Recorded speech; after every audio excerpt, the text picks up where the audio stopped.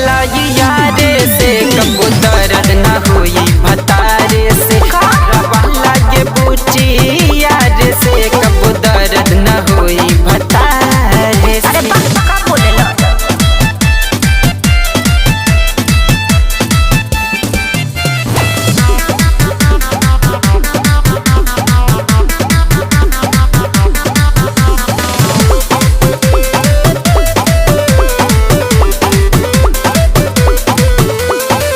नई हरे से चालू कर वाला कारखाना यार वो बता बना तू कबानो बहाना। अरे बोलो ना। नई हरे से चालू कर वाला कारखाना यार वो बता बना तू कबानो बहाना।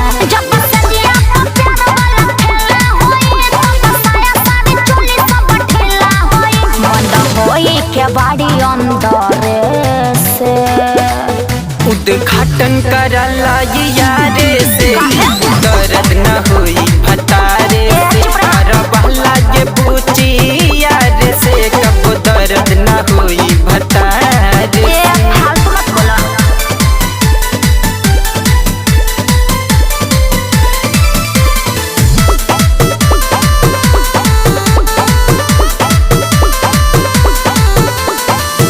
एक करला मन न बहकवनु पाई यार वो मिथुन दे दबानो दबाई कुछ तो उपाय करो।